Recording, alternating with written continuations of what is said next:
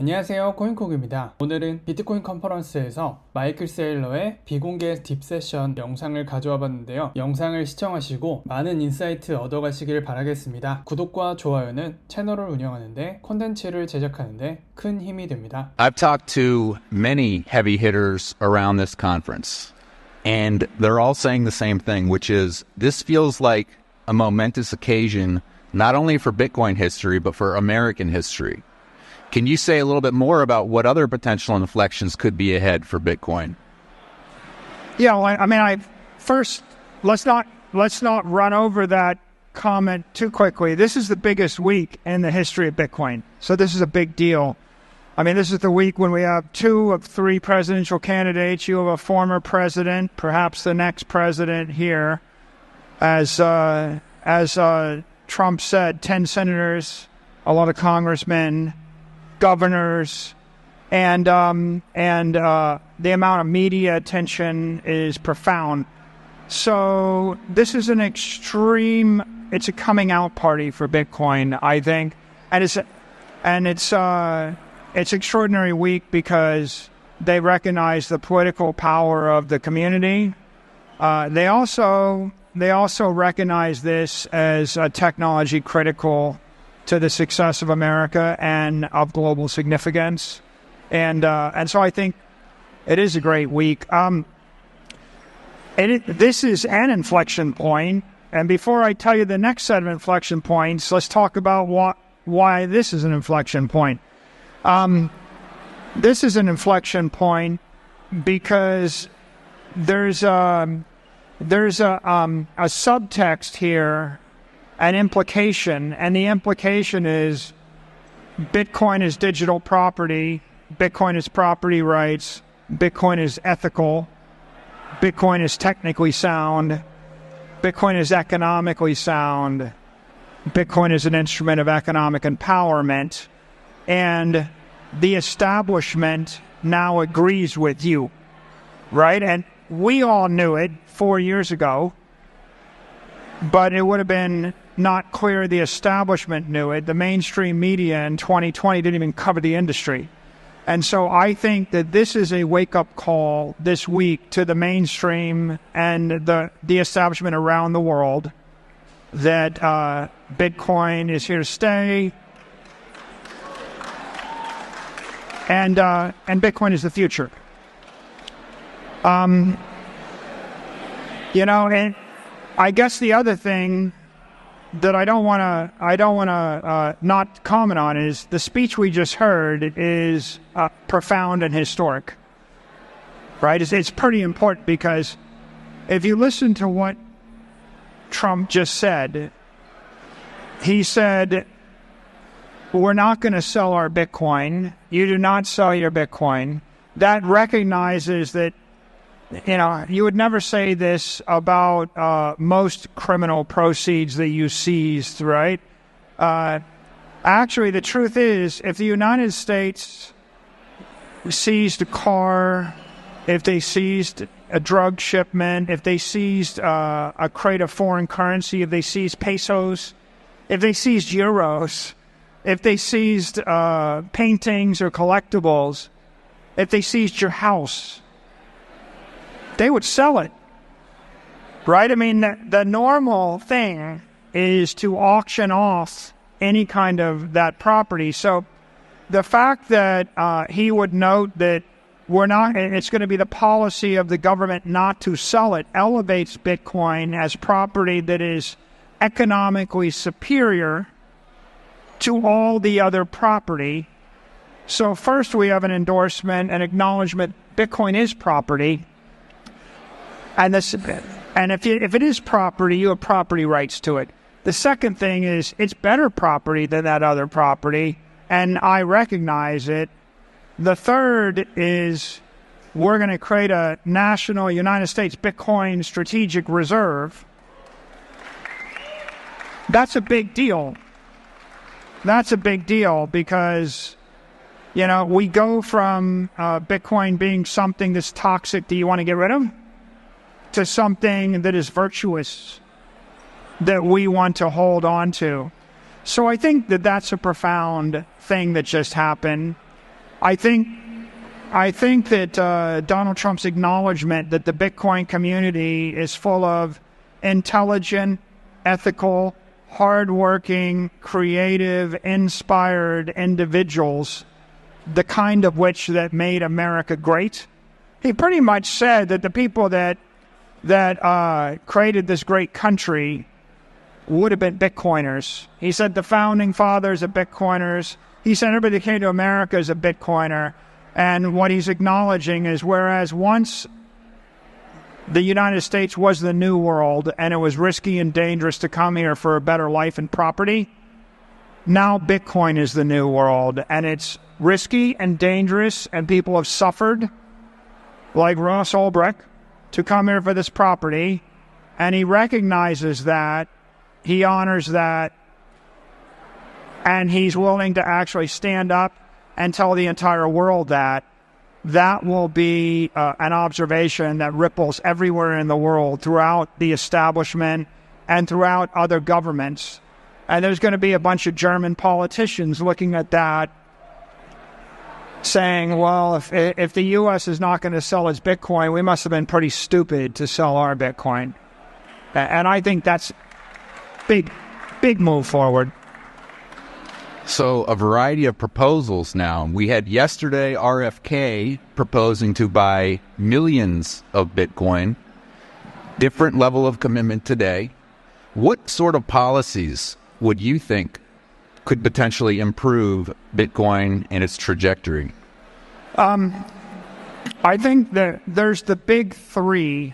There's three policies that accelerate us to institutional adoption, that three things that take Bitcoin up by 100x from where it is today.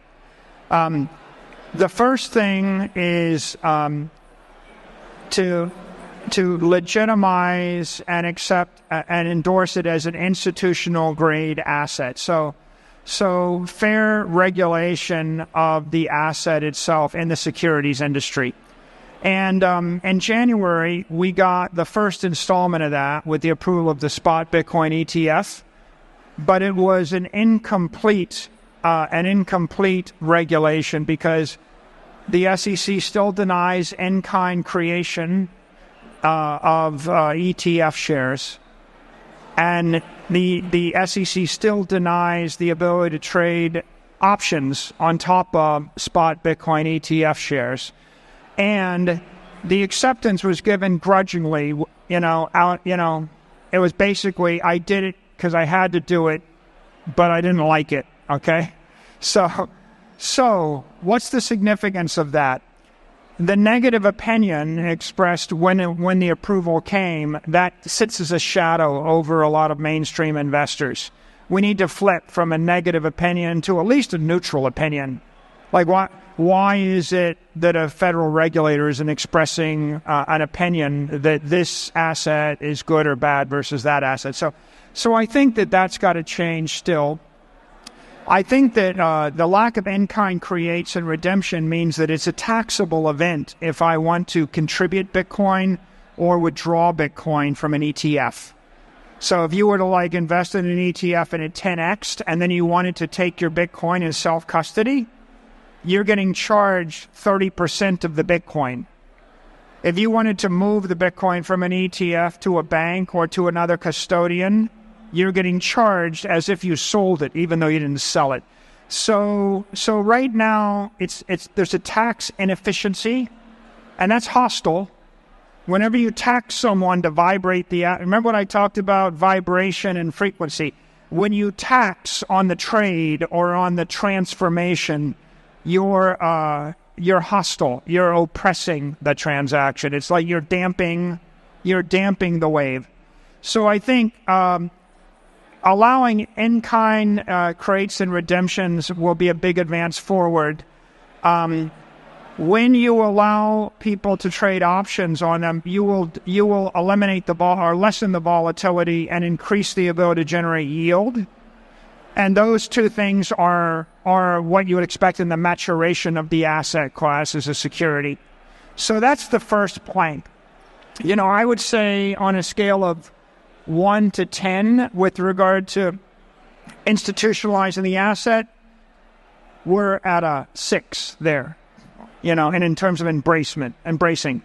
The second plank is fair accounting. Okay, if I wanted to keep you from buying anything, I would establish an accounting rule that said you can only lose money on the trade, but you can never make money. And that's a one-way ratchet. If I actually set up an accounting system where you always lose, you never win, and if you win, you have to act like you lost. And then if you lose again, you could win 99 times, but the 100th time you lose, you report 1 loss, no wins. Okay, that's just prejudicial and hostile. Okay, so indefinite intangible accounting allows you to lose but not win. And it's the kind of accounting you give to things you don't want people to buy. And so fair accounting was critical. And this January it became optional. And next January it will be mandatory. And so that's a big step forward. Let's just say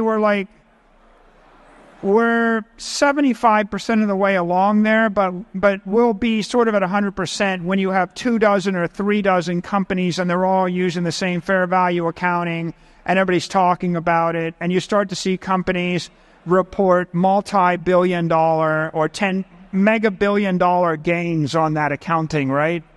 That'll be a big deal. That's 2. And then the third is if individuals aren't allowed to self-custody, that's hostile to Bitcoin. If I pass the law saying you can't custody, that's an attack on Bitcoin. If companies can't self-custody, that's an attack on Bitcoin.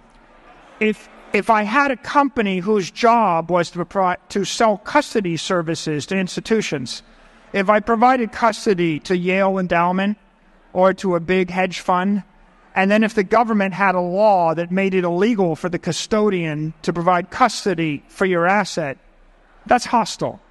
So right now, SAB 121 is a rule that basically makes it impossible for a bank to custody Bitcoin. And the right way to look at it is, well, that's basically a regulation preventing companies that want to custody from custodying. And so the result of that is you have basically the government saying, I guess you can buy the ETF, but the ETF is not allowed to use their bank to custody the Bitcoin, and they can only use a crypto exchange to custody the Bitcoin, and we're going to sue the crypto exchange.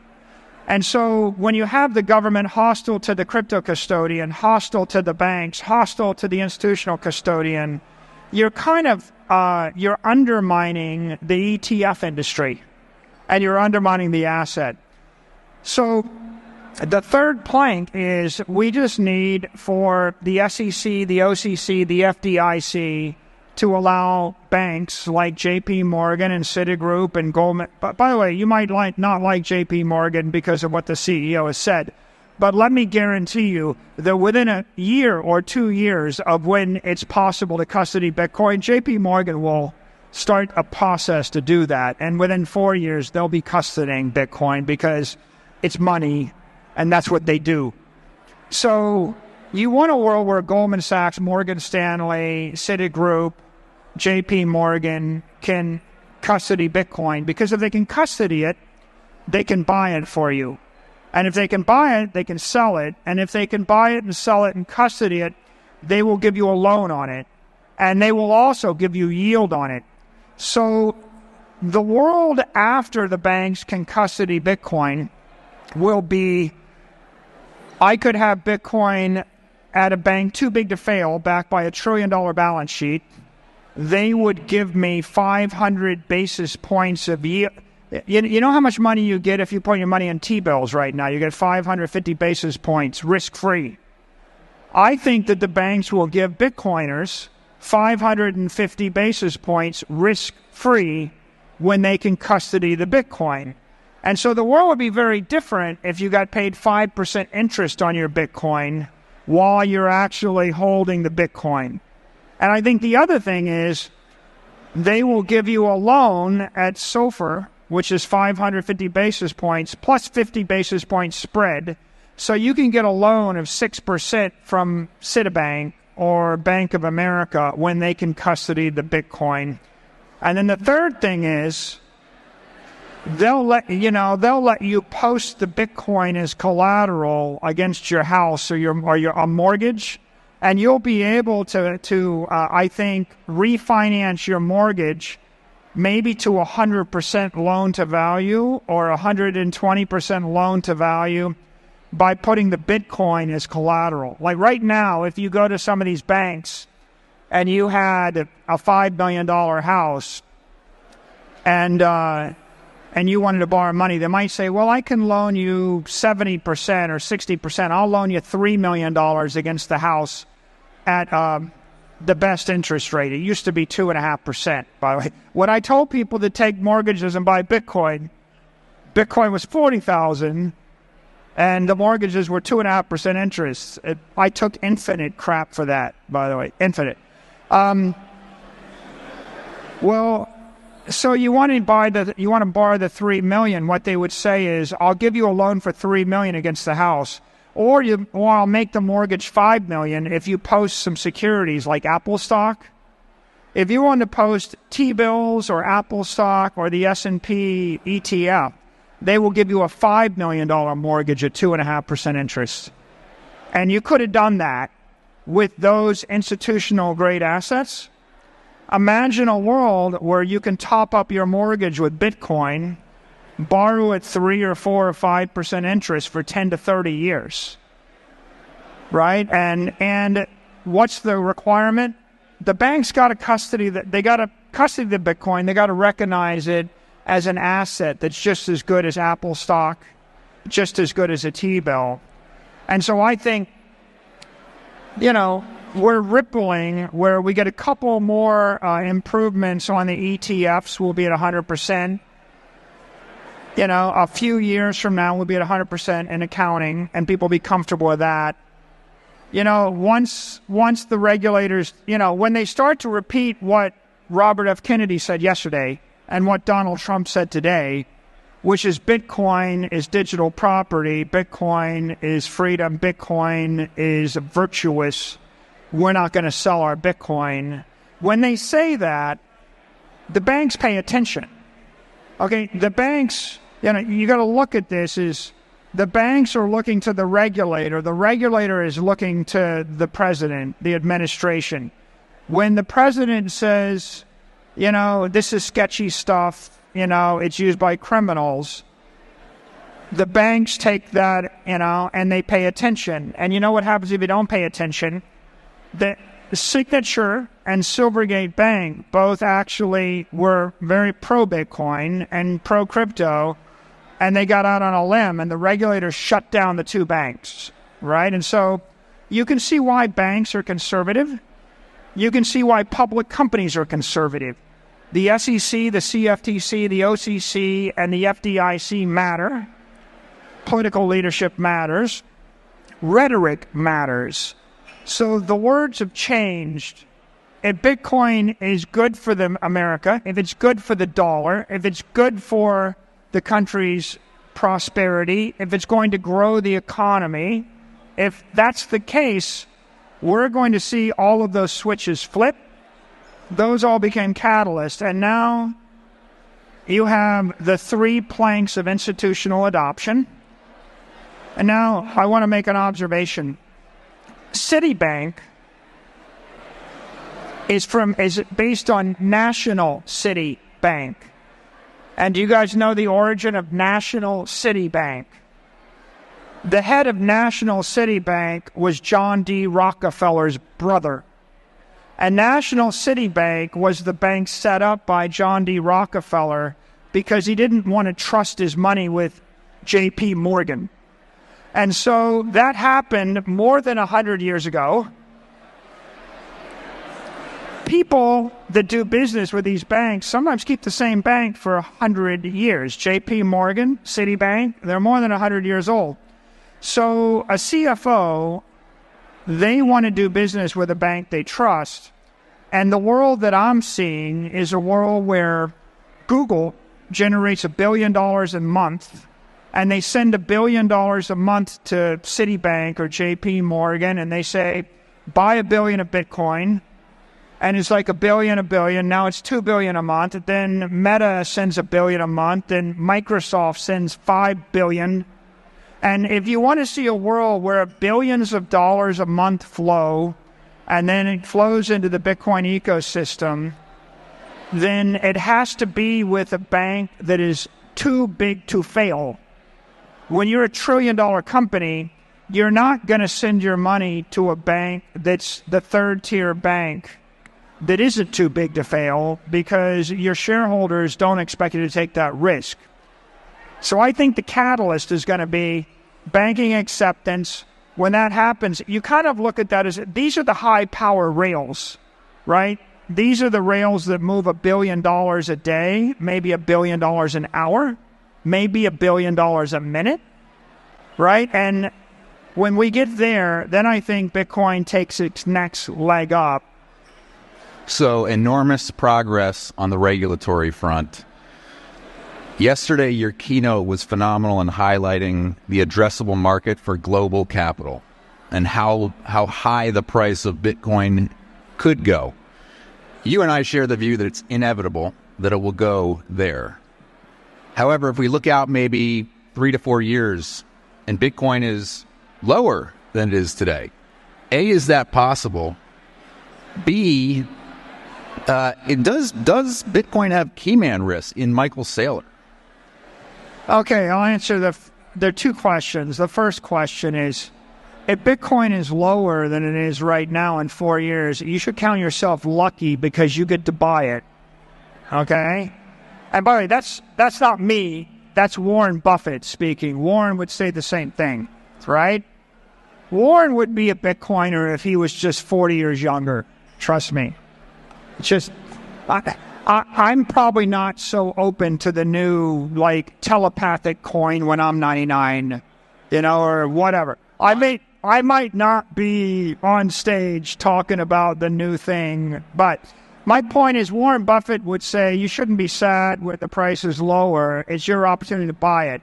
My second point, if you had a choice in this audience, and if I said, I know where Bitcoin's going, it's going to 13 million a coin, I'm willing to bet $15 billion on it, maybe 50 billion, maybe 100 billion on it.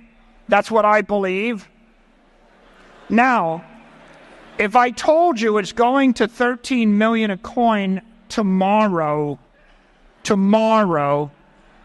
how do you feel? What would you be thinking? Now, if I told you it'll go to 13 million a coin in 8 years, what are you thinking? Now, if I told you it's going to go to 13 million a coin in 21 years, what are you thinking? And let me tell you, what's the most valuable information in the world? It's not knowing what's going to happen tomorrow. In fact, if I told you it was going to go to 13 million in 21 years, and it was going to go perfectly linearly with no volatility, is that better than if it goes to 13 million and it goes all over the place like this? And I'm going to give you my opinion. The worst thing is to know what happens tomorrow. If it goes to 13 million tomorrow, the only Bitcoin you're ever going to have is what you have in your pocket right now. And your thought is going to be, damn, I should have bought more. My second thought is, oh, all my family and friends, it's too late for them. They missed it. I feel really awful because I wanted to get them into it. The third thought is, wow, I don't have time to go refinance my house. The fourth thought is, well, how do I start a business and raise $1 billion to buy more Bitcoin? I'm not going to get that done by tomorrow morning. Fifth thought is, damn, I have all this money. It's not on the exchange. I can't wire it because banks are closed tonight. Okay, that's awful news. You don't want that. Okay? If I give you 8 years, okay, you have 8 years, but that's not enough time for everybody to get on board. If I give you 21 years and it's perfectly linear, that's awful too, because every stupid normie person that doesn't believe in Bitcoin that doesn't understand what you understand, that has no conviction, they're going to get more Bitcoin than you because they're just this. Do you want the stupid, dumb money to buy all your Bitcoin before you buy it? No. You don't want it to be non-volatile. Here's what you want. You want it to be extremely volatile because that way you know something nobody else knows. I give you 21 years and you can go start a company, borrow money, raise capital, start a hedge fund, create a Bitcoin business, tell your friends, start a podcast, build a life for yourself, get leverage, mortgage your house, change the view of your bank. I'm giving you the ability to do work. It's a lever. It's a 21-year lever, okay? Like MicroStrategy has been working 4 years. If Bitcoin had gone from 10,000 to 65,000 on August 11th, on the day we announced our Bitcoin buy on August 10th, we wouldn't be worth 40 billion right now. We would be worth 4 billion right now. You see, so you want the lever, you want the time, and the second thing you want is you want massive volatility. Because, you know, like for example, when Bitcoin went from 66,000 to 16,000, everybody else, you know, had a crap, lost their minds, freaked out, and we doubled down, right? And it was a benefit for us. It was a problem for everybody else. We ripped up. And so you get the chance to prove yourself economically, and you get a chance to prove yourself intellectually, and you get a chance to prove yourself morally and ethically if you live through the volatility. You should pray for the volatility. When it goes away, you'll lose your advantage. And you should be happy that you know where everybody else on the planet's going to be in 21 years. You got a 21-year head start. That's a career. You can make a life out of that. And don't worry about the stuff that comes in the middle. It's a good thing.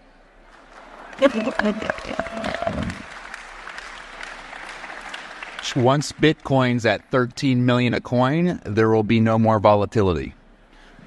No, when Bitcoin is 13 million a coin, if you look at my base case, Bitcoin is like 20-30% of the equity market. And so it's just big enough that the volatility is decreasing. But my model in my mind and what we're thinking is if the money supply expands at 7%, the equity index will expand about 10%.